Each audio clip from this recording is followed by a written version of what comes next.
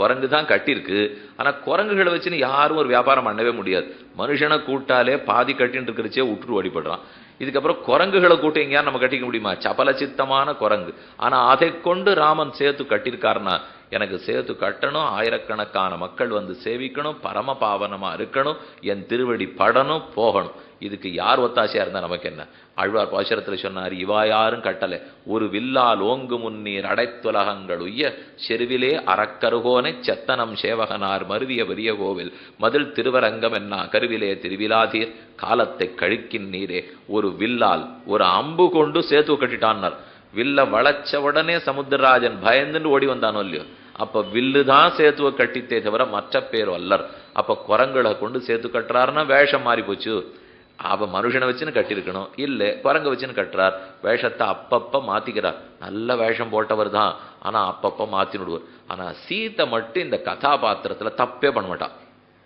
அவன் முதல்லேருந்து கடைசி வரைக்கும் இந்த வேஷத்தை மாற்றி விடுறது, திடீர்னு தான் மகாலட்சுமின்னு காட்டி விடுறது, இது எதையுமே சீத்தை செய்யவே மாட்டா. ருக்மிணி பிராட்டியும் அது செய்ய மாட்டா. இந்த பெருமாளுக்கு தான் சில பேருக்கு கட்டி போட்டு வச்சுட்டோம்னா அவளால் சும்மா இருக்க முடியாது. பேசி பேசியே பழக்கப்பட்டிருக்கோம்னு வச்சுங்க, ஒரு 3 நாள் நீர் வாயே திறக்கப்படாது அப்படின்னு நம்ம சொன்னோம். அது பெரிய தண்டனை சுவாமி, நம்மால முடியாது. அதை போல பெருமாளுக்கு எதை மறுக்கவே முடியாதுன்னா, அவருக்கு தோணித்துனா மோட்சம் கொடுக்கணும். இது அவருக்கு இருக்கிற ஒரு தனி சிறப்பு. சட்டுன்னு போய் நீர் ஒரு 3 நாளைக்கு மோட்சமே கொடுக்கப்படாது யாருக்கும் அப்படின்னு மட்டும் சொல்லி வச்சோம். உலகத்துல நிலைமை என்னன்னு யோசிச்சு பார்க்கணும். பெருமாள் எடுக்கிற முடிவில் குறுக்க நாம போய் கை வச்சு ஒரு 3 நாள் ஆருக்கும்னா, சரணாகதி பண்ணினவாய் எத்தனை பேர் அதுக்குள்ள பிராணம் போகுமோ, போறவாளுக்கெல்லாம் அவர் கொடுத்துதான் ஆகணும். ஆனா இப்படின்னு விட்டா பேசாம யமதர்மராஜனை கூட்டி எல்லாரையும் 3 நாள் கழிச்சு பிராணம் வாங்கணுடுவார். அப்படி இருந்தா தான் அவரால் வேலை நடக்குமே தவிர மோட்சத்தை கொடுக்காம தவிர்ப்பது நடக்காது. ஏன் சொல்றேன்னா, பிராட்டி தம் வேஷத்துல சரியா நடந்துடுவாள். பெருமாள் தான் அப்பப்ப இந்த வேஷத்தை மறந்து போயிடுவார். இருந்தாலும் வேஷம் நன்னா இருக்கும் இல்லையா, நாடகத்திலே நன்னா தான் இருக்கும். நான் தெர போட்டிருப்பா, கையில் ஒருத்தர் விஷத்தை வச்சுன்னு சாப்பிடுவார். சாப்பிட்டுட்டு தடால் அப்படின்னு கீழே விழுந்துருவார். விழுந்த உடனே அந்த தெரை வந்து மூடணும். மூடினா அந்த தரையில போய் தெரை தொடர வரைக்கும் உள்ள இருக்கிறவர் படுத்துட்டு இருக்கணும். அதை விட்டுட்டு இந்த முக்காவாசி தரை இறங்கிறதுக்குள்ள அடுத்த காட்சி வரணும்னு அவர் எழுந்து உள்ள ஓடினார்னா, முன்னாடி உட்காந்துருக்கிற நமக்கெல்லாம் இவர் என்ன இப்பதானே கீழே விழுந்தார் பிராணம் போய், இவர் ஏன் எழுந்து போறாருன்னு இருப்போம். அதை போல சில இடத்துல மட்டும் வேஷம் கொஞ்சம் மாறி போகும். அது அத்தனையும் தான் அதிமானுஷ்டவத்துல கூறத்தாழ்வான் தனித்தனியா பிரிச்சு கொடுத்துட்டார். எங்கெங்க நீ வேஷத்தை மாத்தினுட்டே பார், போட்ட வேஷத்துக்கு தகுந்தாப்புல நீ நடந்துக்கலே அப்படின்னு சொல்லியிருக்கார். மேல வரும்போது அதை சேர்த்து அனுபவிக்கலாம். ஆக நாடக மேடை, அரங்கம், நடிக்கிறவர், நடிக்கிறவள், பார்க்கிறவாள்லாம் ஸ்ரீரங்கத்து வாசிகள், இந்த நாடகத்தில் இருக்கிற அனைவரும் நம்மை அனுகிரகிக்கட்டும் இன்னும் முதல் ஸ்லோகத்தாலே பிரார்த்தித்துக் கொள்கிறார். அப்ப பகவான் அவதரிக்கிறார்னு சொன்னால் எந்த கல்யாண குணம் வெளிப்படுகிறது? சௌசீல்யம்ங்கிற குணம். சீலக்கயேஷ தவஹந்த தயைக சுந்தோ க்ஷுத்ரே பிருதக் ஜனபதே ஜெகதண்ட மத்தியே க்ஷோதீய சோபிகி ஜனஸ்ய கிருதே கிருதித்வம் அத்ராவதீர்ய நனு லோச்சன கோச்சரோ பூஹு என்று ரொம்ப ஆச்சரியமான ஸ்லோகம். பெருமாள் அங்கிருந்து கீழே பிறக்கிறார்னா நம்மோட கூடி இருந்தாகணுமோ இல்லையோ. மிக பெரியவன் மிக தாழ்ந்தவனை தாழ்ந்தவன்னு கருதாமல் இரண்டர தோளோடு கை போட்டு பழகினால் அந்த குணத்துக்கு சௌசீல்யம்னு பேர். இப்போ பகவான் காட்ட போற குணம்லாம் அதான். இப்போ ஏன்னா எங்கேயோ இருக்கிற எம்பெருமான், நாம ரொம்ப தாழ்ந்தவர்கள், நம்மோட இரண்டர கலக்க போறாரோ இல்லையோ. நீ நானும் ஒன்று தான், நீ மனுஷன் நானும் மனுஷன், மனுஷனே இல்லைவர், ஆனா நம்மோட ஒண்ணுன்னு சொல்றார்களோ இல்லையோ. அந்த சீலகுணத்துக்காகத்தான் இது நடந்தது. அதுல முதல் அவதாரம், அவதாரம்னு பார்த்தா முதல் அவதாரம் விஷ்ணு. விஷ்ணுன்னு அடி இந்த தசாவதாரத்துல சொல்லலை, அவதாரங்கள் பலன்னு பார்த்தோமோ இல்லையோ. அதுல முதல் அவதாரம் விஷ்ணுவான அவதாரம். ஓர் பக்கத்தில் பிரம்மா, ஓர் பக்கத்தில் ருத்ரன், நடுவுல விஷ்ணு. ஏராளும் இறையோனும் திசமுகனும் திருமகளும் கூறாளும் தனிவுடம்பன் குலங்குலமா அசுரர்களை நீராகும் படியாக நிருமித்து படதொட்ட மாறாளன் கவராத மணிமாமை குறவிலமே என்று நம்மாழ்வாருடைய போஷனம். ஏராளும் இறையோனும் திசமுகனும் திருமகளும் அணவதரவணமேல் பூம்பாவையாகும் புணர்வது இணைவனாம் இருவரவர் முதலும் தானே இணைவனாம். தாம் முதல்ல சௌசீல்யத்தை காட்டினது பிரம்மாவுக்கும் ருத்ரனுக்கு நடுவில் விஷ்ணுன்னு பிறந்தாரோ இல்லையோ. ஸ்ரீமன் நாராயணன் விஷ்ணுவாக முதல் அவதாரம் பண்ணியிருக்கார். அப்புறத்துலேருந்து நம்ம மத்ஸ்யாவதாரம்னு பார்க்கிறோம். ஆனா நீங்க ஆச்சரியமா ஒரு செய்தி என்னன்னா, புராணங்களை வாசிக்கிறச்சே தரந்தா வராகாவதாரம் தான் முதல்ல வரும். விஷ்ணு புராணத்திலையும் வராகாவதாரம் தான் முதல், பாகவத புராணத்திலையும் வராகாவதாரம் தான் முதல். வராகாவதாரத்திலேருந்து தான் தொடங்கும். ஆனா இங்கே மத்ஸ்யகூர்மவராக அவதாரத்தினுடைய வரிசையில தான் சுவாமி சாதித்துள்ளார். பெருமாள் அங்கிருந்து கீழே இறங்குறாருன்னா எதற்காக? விருட்சாதவதரதி, கூபம், ஒரு கிணறு இருக்கு, கிணத்துக்குள்ள ஒருத்தர் குதிச்சு விட்டார், குதிச்ச கால் தவறி விழுந்து விட்டார். விழுந்தவரை நான் தூக்கணும், முதல்ல கயிறு போட்டு பார்ப்பேன், எட்டலை, ஒன்றும் முடியலன்னா மேலேந்து மேலே வந்துடும் அப்படின்னு ஓங்கி சத்தம் போட்டேன். கீழே இருக்கிறவர் திரும்ப தீனமாக குரல் கொடுத்தார். அப்படின்னு அங்கேயே நின்று சொல்லிட்டு இருக்க வேண்டாம், இங்கே வந்து சொல்லும். நீர் மேலேயே நின்றுட்டு மேலே வந்துருன்னா நீ கீழே இறங்கி வந்தாத்தான் என்ன கையை பிடிச்சு தூக்க முடியுமே தவிர, நான் ஏதோ ஆழம் தெரியாத ஒரு கிணறு விழுந்துட்டேன், 60 அடி 70 அடி 100 அடி கிணறு, அதுலேருந்து வெளியில் வர முடியுமா? இந்தூரில் சொல்கிறோம்னா அப்படி சொல்லப்படாது, 400 அடி கிணறு. ஏன்னா அங்கே இருக்கிறதெல்லாம் 30 அடி 40 அடி சோழ தேசத்து பக்கமான ஜலம் வந்துடும். இங்கே எதை போடனாலும் 300 அடி 600 அடிங்கிறோம். அது ஆழம் தெரியாத கிணறு. இதுக்கே கீழே விழுந்து தான் ஒருத்தன் காப்பாற்றணும்னா சம்சாரம்ங்கிற சாகரத்துக்கு ஆழ நிச்சயம் தெரியாது. அபராத சஹஸ்ர பாஜனம் பதிதம் பீம பவார்ணவோதரே அகதிம் சரணாகதம் ஹரே கிருபையா கேவலம் ஆத்மசாத் குரு என்று ஸ்தோத்திரத்தனத்தில் ஆளவந்தார் சாதிக்கிறார்.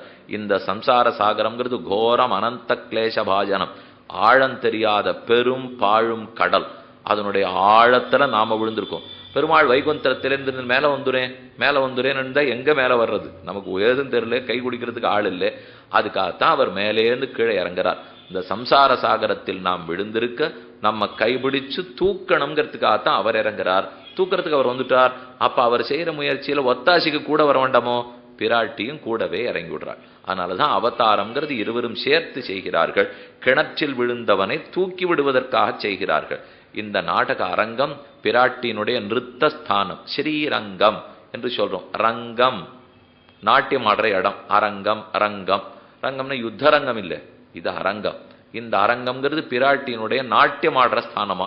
ஸ்ரீரங்கம்னு பேர் இருக்கிறதுனாலே இந்த ஊர் பெருமாளுடைய ஊர் இல்லை, இது ஸ்ரீ மகாலட்சுமி தாயாருடைய ஊர். பின்ன அவர் இருக்காரேன்னா மாமனார் கொடுத்திருக்கார், இருக்கார், அவ்வளவுதான் சொல்லலாமே தவிர இது அவருடைய ஊர்லாம் இல்லை. இது ஸ்ரீரங்கநாச்சியாருடைய ஊர். துக்தாப்திரு ஜனகா, திருப்பார்க்கடல் தான் ஸ்ரீரங்கநாச்சியாருக்கு தாப்பனார், காவேரி தாயார் தான் ஸ்ரீரங்கநாச்சியாருக்கு தாயார்.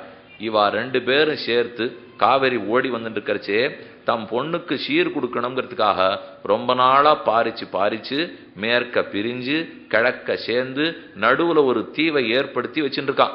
இப்பெல்லாம் நம்ம பொண்ணு கல்யாணம் பண்ணோம்னு வச்சு அவ பேருக்கு ஒரு வீடு வாங்கி வைக்கிறோமோ இல்லையோ, அதை போல காவேரி தாயார் வடதிருக்காவேரி தென்திருக்காவேரின்னு ஓடி தனக்கு நடுவுல இருக்கிற இடத்த மெதுவா மேடிட வைத்து அரங்கம்ங்கிற அதுக்கு பேர் வச்சு பொண்ணுக்கும் மாப்பிளைக்கும் சீதனம் கொடுத்துட்டா.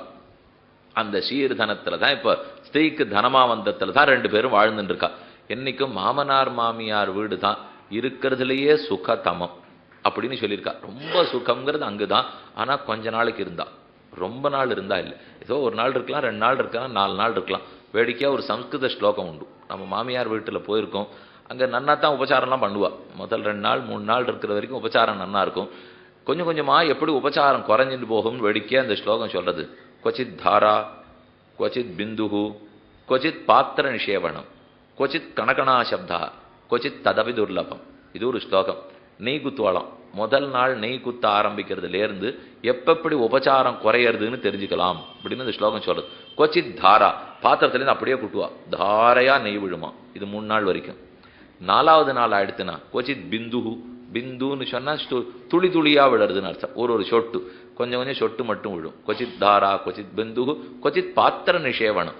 அடுத்த நாள் பாத்திரத்தை கவுத்து காட்டிடுவாளாம், இல்லை அதுல எல்லாம் தீஞ்சு போடுத்துனுட்டு. அதுக்கப்புறம் இவன் அப்படின்னு நம்புறது இல்லை.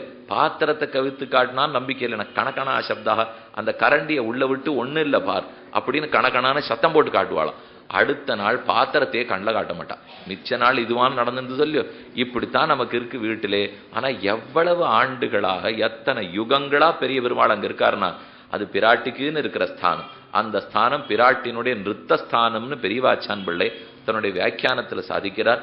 பாசுரம்பின் நீர்வாரா மானவிலா பன்னியான் தேசுடைய தேவர் திருவரங்க செல்வனார் பேசியிருப்பனகள் பேர்க்கவும் பேராவே கொல்லை அரக்கிய மூக்கறிந்திட்ட குமரனார் சொல் என்னும் பலவிடங்களில் திருவரங்கத்தை பத்தி பாடும்போது இது பிராட்டியினுடைய நாட்டிய அரங்கம், அவள் நாடகத்தை நடத்தி கொடுக்கும் உயர்ந்த அரங்கம்னே சொல்லுகிறார்கள். ஆனால் இது ஸ்ரீரங்கம், திருவரங்கம், பிராட்டியினுடைய நிறுத்தஸ்தானம். ஸ்ரீரங்கத்தில் இருக்கும் பெருமானும் பிராட்டியும் நமக்கு அனைத்து குணங்களையும் எல்லா சுபத்தையும் கொடுக்கட்டும். தேவஹா ந சுபமாதனோது. இனி பதவுரை பார்ப்போம். பதவுரைன்னா இந்த ஸ்லோகத்துக்குன்னு ஒரு சொல்லுக்கு பொருள் இருக்கும் இல்லையோ, அதைத்தான் பதத்துக்கு பதம் உரை, பதவுரை. யஹ தேவஹ, எந்த ஒரு தேவனானவன், தேவஹான்னா விளையாடுறவர், திவு கிரீடான்னு தாத்து, எல்லாம் விளையாட்டு தான். இந்த எல்லா அவதாரங்களுமே பெருமாளுக்கு விளையாட்டு தானே. அப்ப தேவஹா விளையாட்டிலே உடைய பெருமான், தசதா 10 விதமாக, பூமிகாம் ரூபத்தை 10 விதமான ரூபத்தை எடுத்துக்கொள்ளுகிறார். நீங்க அந்தந்த சொல்ல அந்த வரிசையிலே பார்க்க முடியாது. ஸ்லோகத்தில் இருக்கிற சொல்லை அர்த்தத்தின்படி வரிசை கிரமத்தை மாத்திக்கணும். அதனால உங்க கையில இருக்கிறது காகிதத்துல எங்கெங்க இந்த சொல் இருக்கோ அதை வேணும்னா எண்ணிக்கை போட்டுருங்கோ. 1 2 3 4 போட்டுனா சேர்த்து படிச்சா அப்புறம் அர்த்தம் வந்துடும். அப்ப முதலில் தேவஹா விளையாட்டுல இருக்கிற எம்பெருமான், தசதா 10 விதமாக, பூமிகாம் ரூபத்தை, நிர்வர்த்தயன் எடுத்து கொண்டவராய். தசதா பூமிகாம் நிர்வர்த்தயன் 10 விதமான வேஷத்தை, உருவத்தை எடுத்து கொண்டவராய்.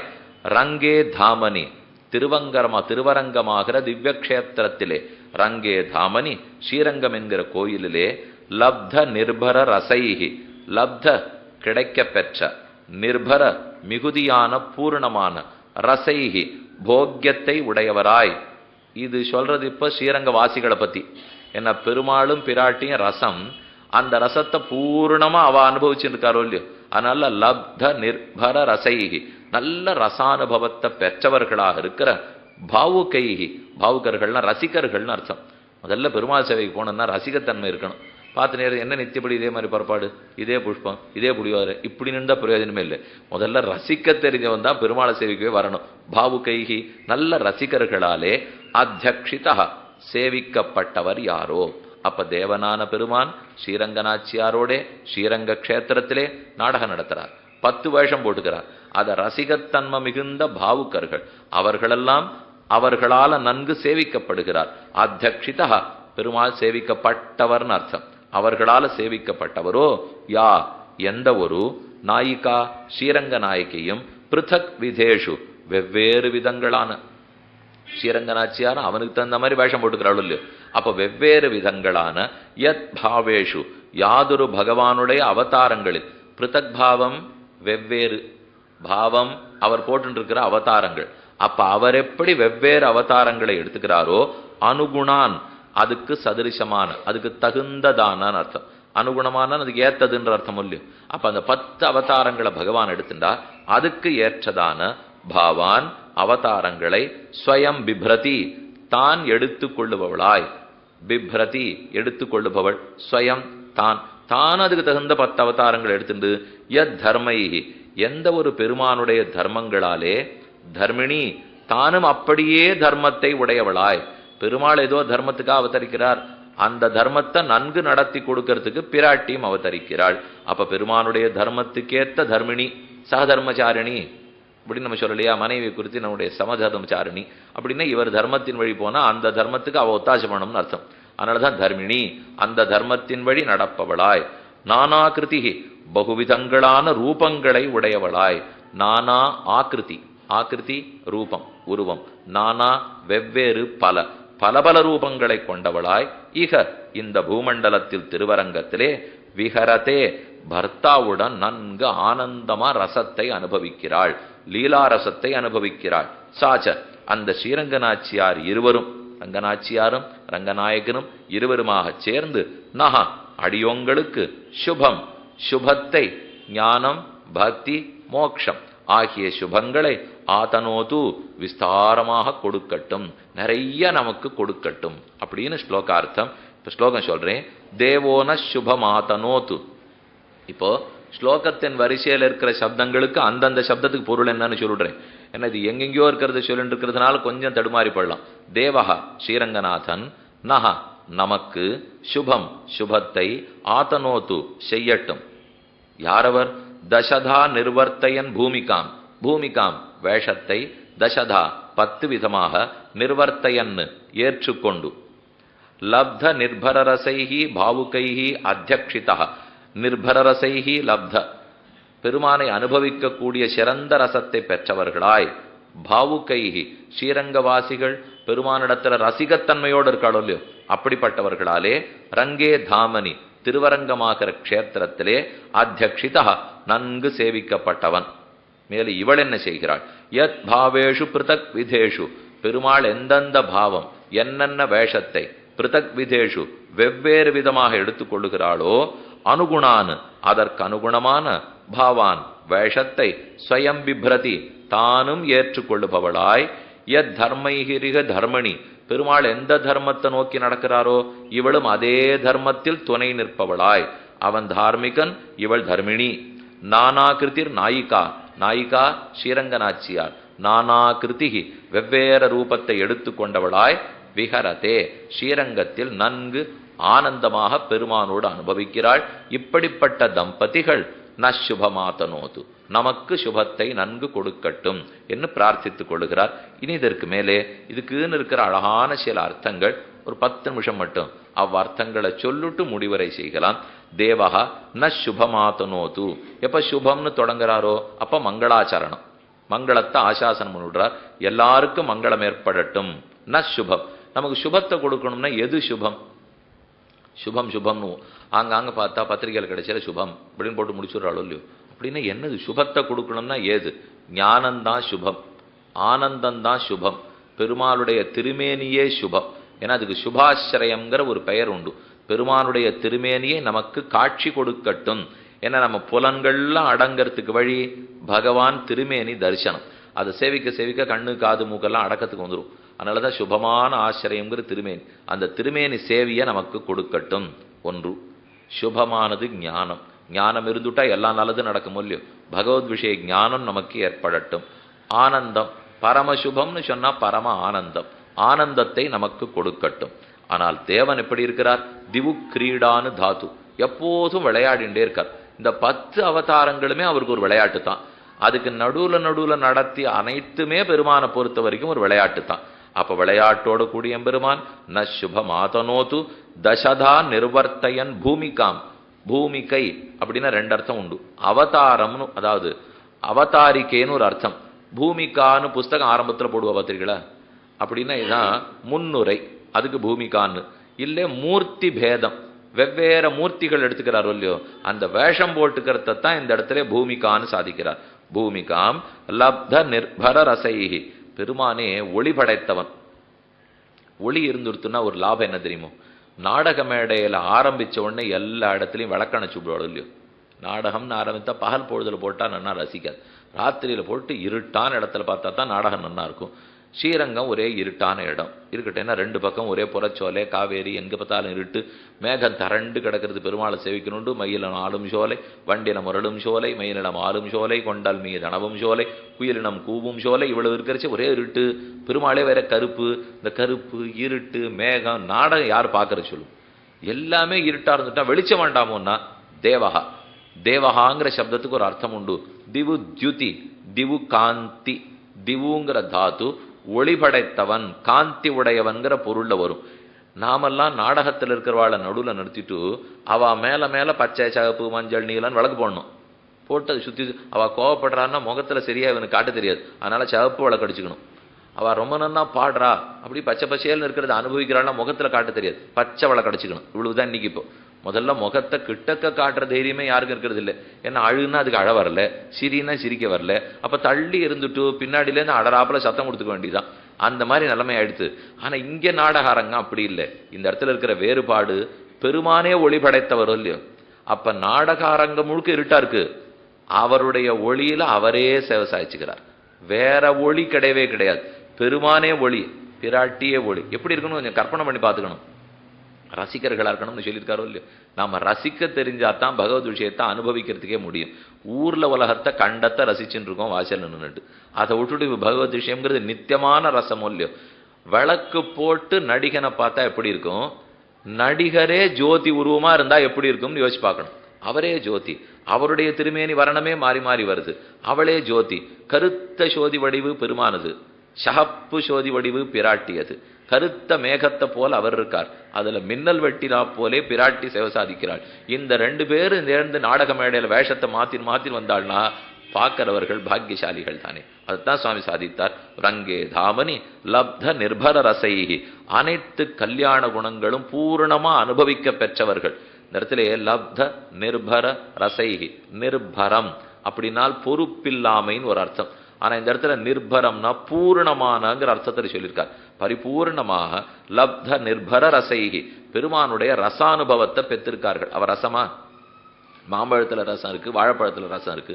பெருமாள்கிட்ட இருக்கான ரசோவைசா ரசகுக்கேவாயன் லப்த்வானந்தி பவதி கோஹ்யேவான்யாத்க பிராண்யாது யதேஷ ஆகாஷ ஆனந்தோ நஸ்யாத் என்ன உபனிஷத் சொல்றது. அவரே ரசம்.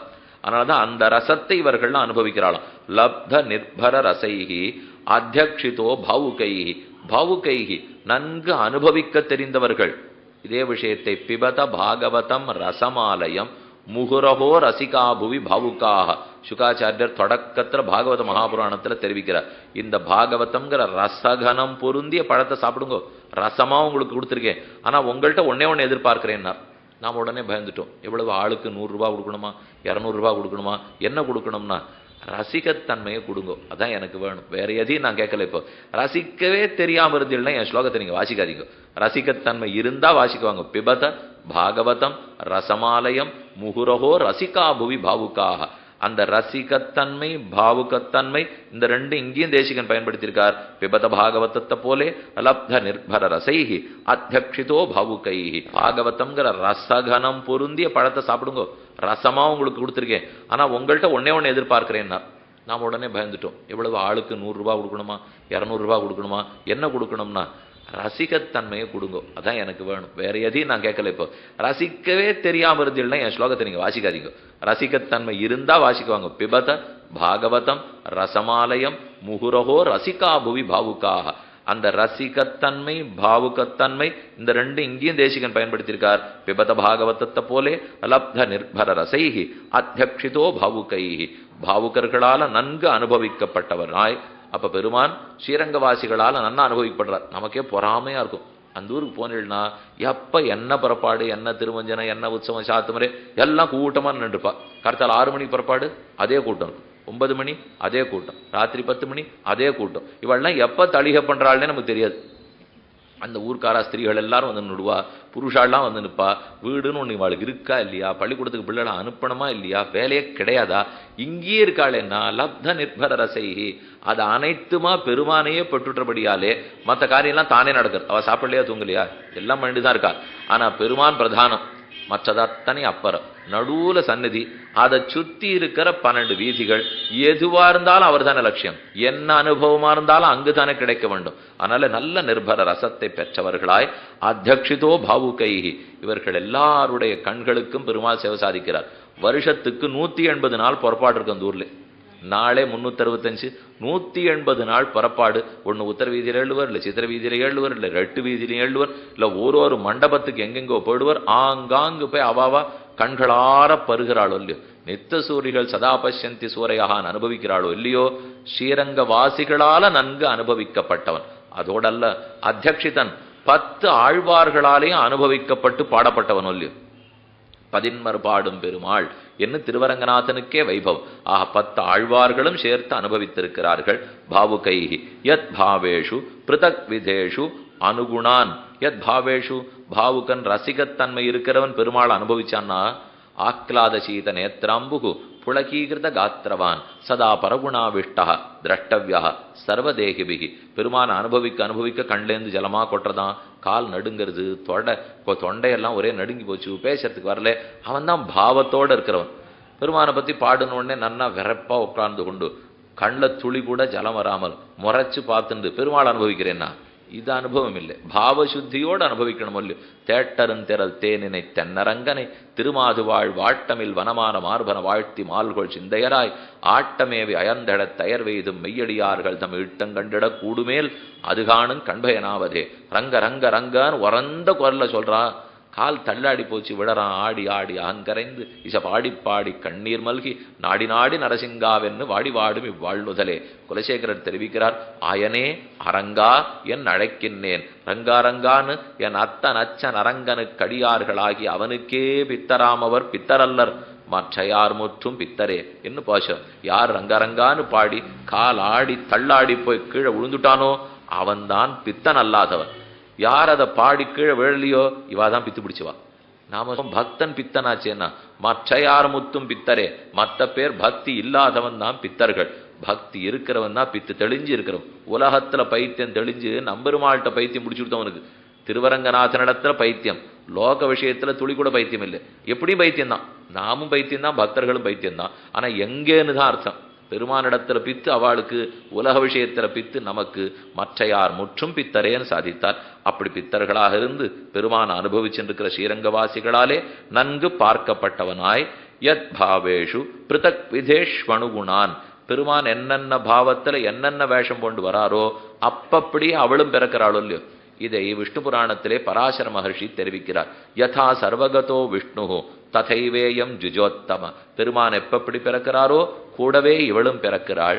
ராகவத்வே அபவத் சீதா ருக்மிணி கிருஷ்ண ஜன்மனி, தேவத்வே தேவதேகேயம் மனுஷத்வேச்ச மானுஷி, பெருமாள் தேவனா பிறந்தா இவளும் தேவியா பிறக்கிறா. தேவஜாதி தேவஜாதி, மனுஷ ஜாதி மனுஷ ஜாதி, க்ஷத்ரியன் க்ஷத்ரிய பெண், அதே போல பிறக்கிறாளோ இல்லையோ. அதனாலதான் யத் பாவேஷு, அவனுக்கு சமானமாக அவனுக்கு ஏற்றதாக பிறக்கிறாள், அனுகுணமா பிறக்கிறாள். ஒரு அர்த்தம். அனுகுணமான இன்னொரு அர்த்தம், வெறும் க்ஷத்ரியனா பிறந்தா இவ க்ஷத்ரியலா பிறந்துட்டா போருமா சுவாமி, அதுவா அனுகுணமா பிறக்கிறது?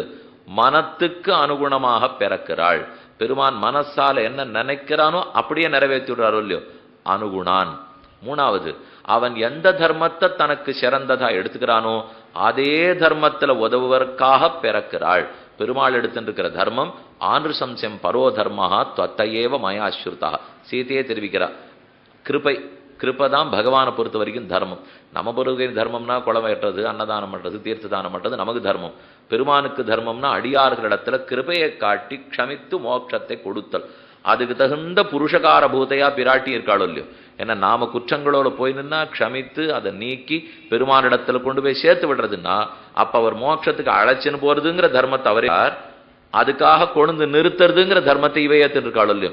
அதுதான் அனுகுணமான தர்மம். பெருமான் எந்த பாவத்தை ஏத்துருக்காளோ அதே போல யத் பாவேஷு பிருதக் விதேஷு அனுகுணான் பாவான் ஸ்வயம் பிப்ரதி, அந்த அனுகுணமான பாவத்தை தான் எடுத்துண்டு பிராட்டி எப்பப்படி பார்க்கறாளோ அப்படிலாம் பெருமாளம் பண்ணு வரான். இவ ரெண்டு பேருக்குன்னு அவர் நினைச்சதை மட்டும் இவ பண்ணிட்டு இருப்ப இல்லை, இவ புருவத்தை நெரிச்சா அவர் வேலை பார்த்துருவோம். யத் ப்ரூபங்காக பிரமாணம் ஸ்திரரச்சரச்சனா தாரதம்யே முராரேஹே என்று ஸ்ரீ பராசர பட்டர் தெரிவிக்கிறார். பிராட்டியினுடைய புருவ நெரிப்பை பார்த்துட்டு பகவான் சிருஷ்டியே பண்ணிட்டு வரான்.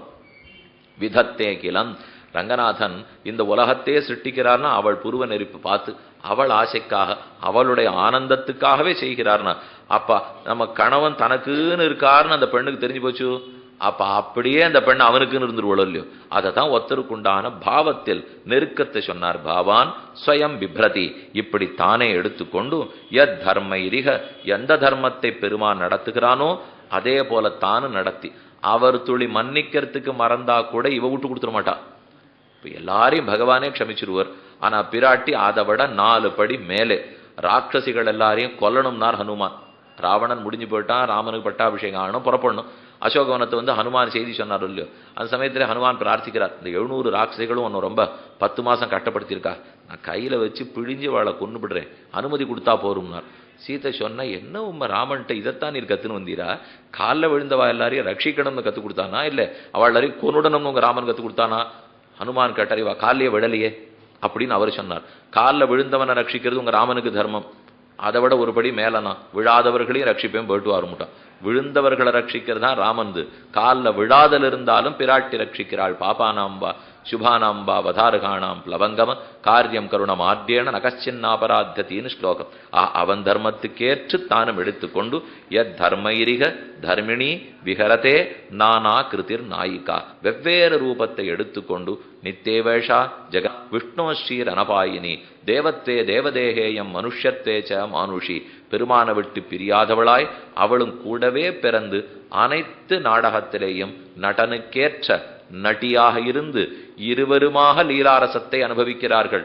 அந்த ரசத்தை சுபத்தை அவர்களுடைய திருமேனி சேவையை நமக்கும் பகவான் அனுகிரகிக்கட்டும் என்று பிரார்த்தித்துக் கொள்ளுகிறார். அப்படின்னு என்னது, 10 அவதாரங்களுடைய உண்மையான சேவையை நமக்கு இனி அடுத்த 6 நாட்களில் கொடுக்கட்டும் அப்படின்னு நாமும் பிரார்த்தித்துக் கொள்ளுவோம். வேதாந்த தேசிகனுடைய திருவடிகளுக்கு பல்லாண்டு பாடி, திருவரங்கன் திவ்ய தம்பதிகளுடைய திருவடிகளுக்கு பல்லாண்டு பாடி இன்றைய வார்த்தையை முடிவரச் செய்கிறேன். நாளையிலிருந்து காலை சரியா 6:45 உபன்யாசம். 8:15 முடிச்சுடுறேன், ஒரு 5-10 நிமிஷம் 8:15 முடிச்சிருவோம். இப்போ இன்னும் சரியா ஒரு ஸ்லோகம் இன்னைக்கு பார்த்துட்டோம். இன்னும் சரியா 12 ஸ்லோகம் இருக்கு. 12 ஸ்லோகத்துக்குள்ள ஒரு ஸ்லோகம் பலஸ்ருதி சீக்கிரம் பார்த்து விடலாம். அப்ப 11 ஸ்லோகங்கள் உள்ளன. அதுல 10 ஸ்லோகங்கள் வரைக்கும் அவதாரத்துக்கு 5 நாள்ல 2 ஸ்லோகம் பார்த்தா 10 ஸ்லோகம் ஆகும். ஒரு நாளைக்கு 2 அவதாரம், 3/4 மணி நாழி ஒரு அவதாரம் வரும். அதனால அதுக்கு தகுத்தா போலே அனுபவிக்கிறதுக்கு பகவானும் ஆழ்வார் ஆச்சாரியர்களை அனுகிரகின்னு பிரார்த்தித்து அமைகிறேன்.